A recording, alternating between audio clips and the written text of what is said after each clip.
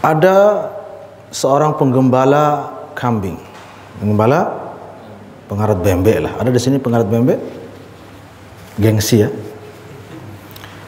Padahal itu pekerjaan mulia itu. Seorang penggembala kambing ini berarti ada apa di belakangnya? Kambing, ada mungkin serigala. Kambing. Kambing ini mengiringi sang penggembala ini kemanapun dia pergi. Betul apa tidak? Betul. Sampailah pada satu tempat di mana penggembala ini dan gembalaannya, kambing-kambing ini berada di sebuah jalan yang di kiri dan kanannya tanaman tumbuhan hijau. Kiri dan kanan milik orang lain. Tanaman hijau ini kiri kanan sangat disukai oleh kambing. Kan itu makanannya ya. Tapi dimakan nggak sama kambing? Tidak. Kenapa? Tidak ada arahan dari penggembala. Kan begitu, kambing kan kemana-mana penggembalanya ikut. Betul atau tidak? Maka kambing ini tidak kemana-mana. Dikawal sama penggembalanya nih, pakai tongkatnya itu. Al-Kisah mengantuklah siapa? Penggembala. Kalau kambing gimana ngantuknya ya? Menguap dia. Akhirnya dia mencari pohon untuk berteduh. Sampai di pohon itu dia ngapain? Tidur. Kan nggak mungkin salto ya. Kan ngantuk. Tidurlah dia berselimut. Kedinginan berselimut. Banyak selimutnya. Dia bawa stok banyak. Nah, tidurlah dia, mendengkurlah dia dan seterusnya. Apa yang terjadi? Kambingnya kabur ke rumput dimakan tayo itu. Kenapa bisa terjadi itu? Penggembalanya tidur. Allahu Akbar. Yang punya tanaman heboh. Astagfirullahaladzim, innalillah, kok bisa begini? Woi, streslah dia. Tumbuhan-tumbuhannya dirusak, dihabisi oleh kambing-kambing itu kiri dan kanan. Tolong katanya. Kenapa? Iya kan? Lucu tolong itu. Ya kan dia masa hore dia bilang apa aja? Pasti tolong.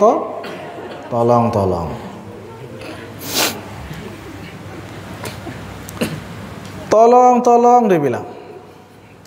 Datang satu orang atau dua orang yang Masya Allah tabarakallah, jenggotnya agak panjang sedikit, tapi sebelah kanannya agak rontok-rontok. Kumisnya pun lumayan, bereok juga. Bulu hidungnya pun keluar. Mau dihayalkan juga itu. Tidak penting itu aja. Tuhan. Nah, datanglah dia yang ustadz yang berjenggot itu. Berjenggotkah dia? Kenapa sudah kuncikan batur sida ya Allah? No, tak Allah. Ya nenek kaji. Masuk. Masya Allah, tabarakallah. Luar biasa. Membawa nikmat sudah ini. Tapi mana jenggot sudah? Kenapa tidak berjenggot? Kenapa tidak ada jenggotnya? Ada dua. Dua helai. Alhamdulillah. Saya banyak ini, tapi pendek-pendek. Terima kasih. Sudah yang buat? Siapa yang buat? Hah? Ya, alhamdulillah. Kalau sudah yang buat, balikin lagi. Sampai mana tadi? Sampai tolong ya. Tolong dengarkan cerita saya makanya. Akhirnya datanglah beberapa orang dan melihat kambing-kambing itu berlari.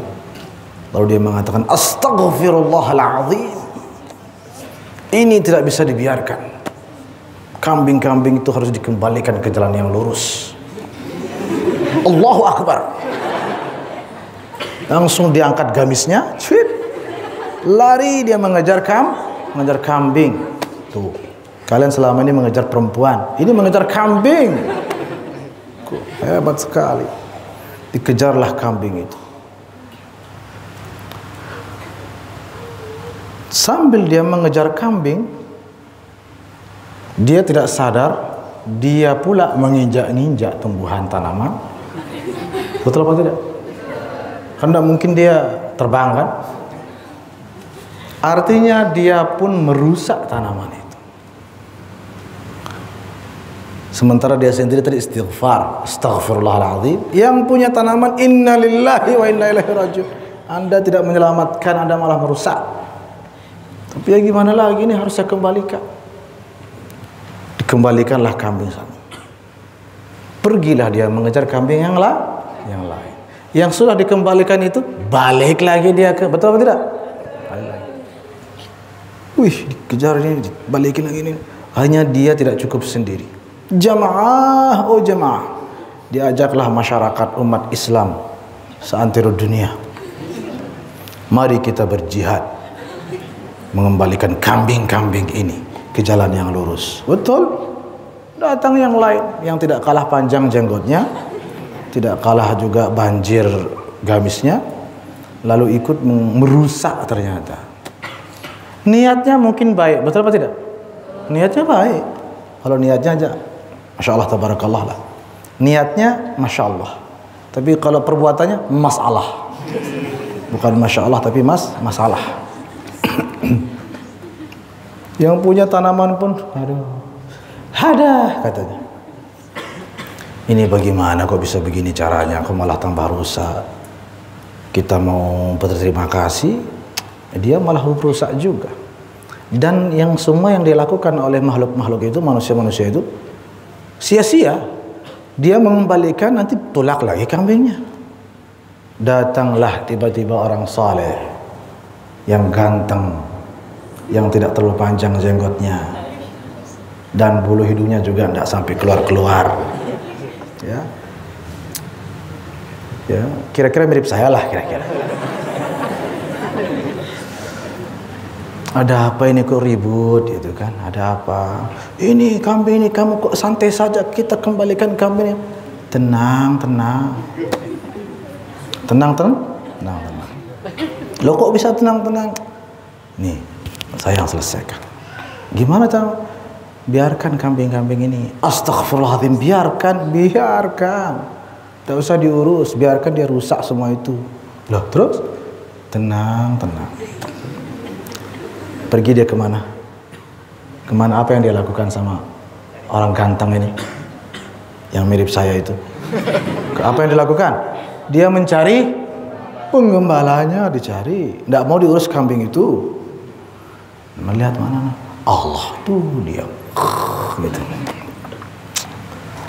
Sampai ke sana. Oi, assalamualaikum. Lihat. Allah, langsung tinggal bersiul aja biasanya kalau penggembala. Siapa makanya yang penggembala biasanya gimana caranya manggil kambingnya? Bersiul atau selawatan atau gimana? Bersiul kan? Masa harus selawatan hizibah juga? Tidak perlu, cukup siul. Seketika, tanpa hitungan detik sekalipun, semua kambing itu lari berkumpul di jalan yang lurus. Semua ustadz tadi itu nganga gini. Ternyata baru mereka sadar cara mereka salah. Jelas contohnya? Apa maksud contoh ini? Nah, kambing-kambing tadi itu perumpamaan apa? Salah. Tetot.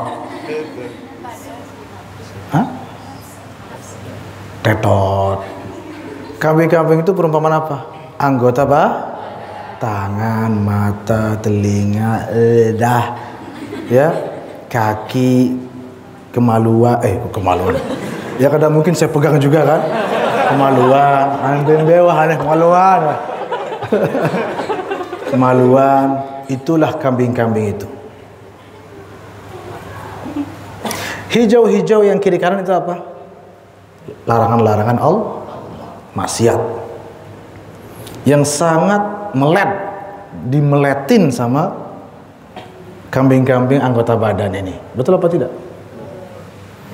Tangan ingin mencuri, lidah ingin berdusta, mata ingin melihat yang indah-indah atau apa, dan seterusnya. Kaki ingin melangkah kemana, ke bar, atau ke diskotik, atau ke kasino, ataupun ke Indro, tidak ada itu, dan seterusnya.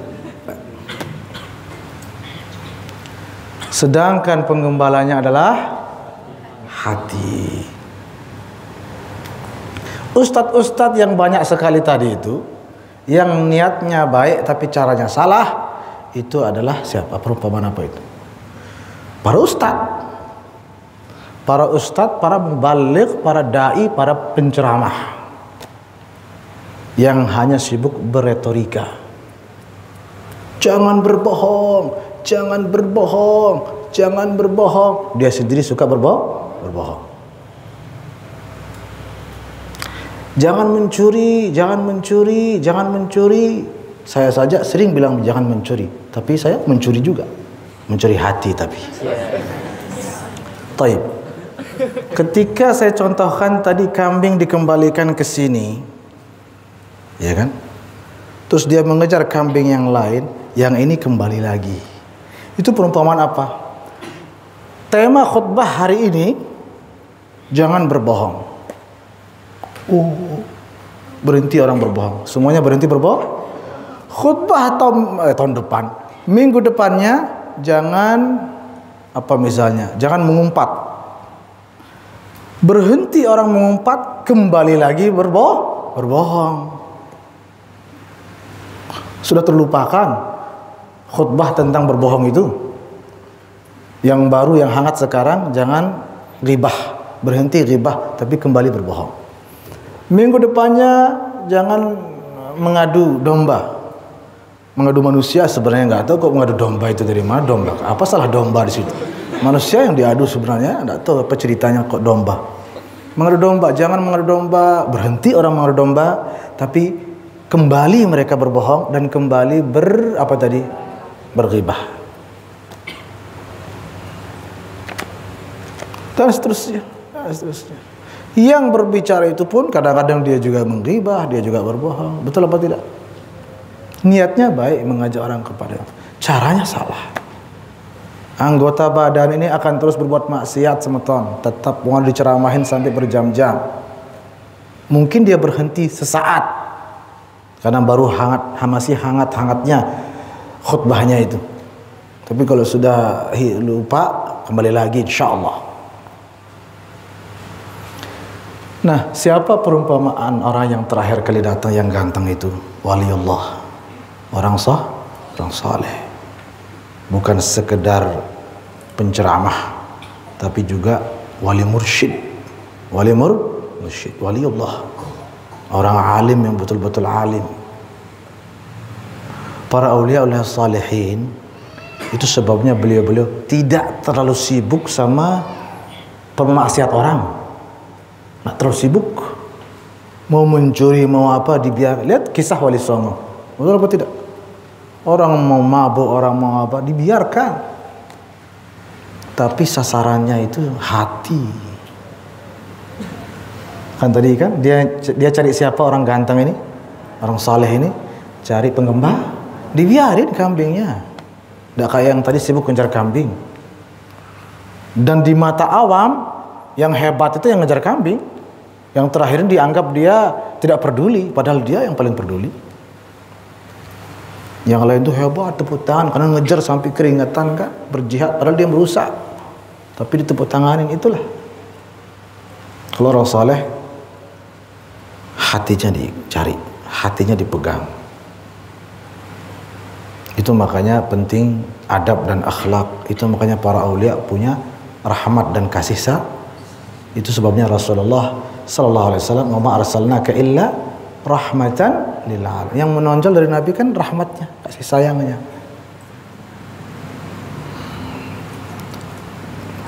Nabi kalau berdakwah itu bagaimana hati orang itu cinta sama beliau. Dari sana selesai. Itu sebabnya orang saleh, para aulia, hati masyarakat yang diambil. Lihat para aulia kita yang kita kenal di sekitar kita lah, misalnya atau Habib Umar misalnya. Pernah kita lihat beliau marah-marah sama orang-orang berbuat maksiat, disenyumin orang berbuat maksiat, betul apa tidak? Disenyumin, mau bertato, mau ambil apa, dipeluk dia apa, hatinya yang dikejar. Belum lagi orang-orang saleh itu ngasih apa? Seperti yang kita kaji ini. Apa ini namanya nih? Hizib, yang berisi amalan-amalan. Kenapa para aulia seperti Al-Bafullah ngasih hizib, ngasih selawat Nahdlatain, ngasih apa yang lain, tarikat hizib Nahdlatul Watan, dan amalan-amalan lainnya? Obat itu, obat hati. Beliau tidak mau sibuk, jangan begini, jangan tidak mau beliau. Tapi ini amalkan anak-anakku, ini amalkan. Ini langsung reaksinya ke hatimu. Kalau hatimu sudah baik, semua anggota badanmu ini akan baik dengan sendirinya. Seperti contoh tadi. Jelas apa tidak jelas? Paham apa tidak paham? Siapa yang buat perumpamaan tadi? Ada yang tahu siapa yang buat contoh tadi? Rasulullah sallallahu alaihi wasallam. Ada hadisnya, al halalu bayyinun wal haramu bayyinun wa bainahum umurun mushtabihat. Sampai di situ karra'i yara haulal hima. Kan begitu, hadisnya panjang. Bahwa Nabi mengumpamakan penggembala kambing, ada kambingnya, ada tanaman-tanaman yang dilarang untuk dijamah, tapi ternyata apa di akhir hadisnya itu? Ala inna fil jasadi mudghah idza salahat salahal jasadu kullu wa idza fasadat fasadal jasadu kullu ala wahiyal qalbu.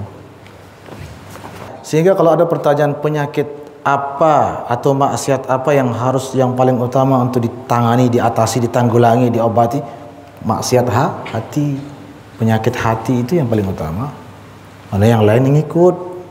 Tapi kalau fokus sama bagaimana agar tangannya tidak mencuri lagi, bagaimana matanya agak tidak, ya banyak tenaga habis sudah. Nanti akan terus juga akan melakukan maksiat. Kalau hatinya masih tidur, kalau hatinya masih dengkur, ya harus dibangunkan dulu hatinya. Tapi kita tidak bisa bangunkan hati. Harus orang soleh yang bangunkan. Kenapa kita sulit membangunkan hati kita sendiri? Karena hati kita ini terlalu lelap tidurnya dan selimutnya banyak, tebal-tebal pula. Selimutnya inilah yang tadi belum saya sebutkan perumpamaan. Kenapa saya tadi bilang selimut? Karena itu perumpamaan juga. Perumpamaan apa? Nafsu. Ada nafsu amarah bisu, nafsu lawamah, nafsu mulhamah, nafsu radiyah, nafsu mardiyah, nafsu mutmainah, semua itu. Repot sekali. Harus betul-betul orang waliullah yang hatinya suci, bersih, yang pewaris Rasulullah sallallahu alaihi wasallam, itu yang bisa bangunkan itu, bisa buka selimutnya, bangun hatimu. Kalau bangun hati ini, maka dengan sendirinya anggota badan ini, darah angannya berbuat dosa.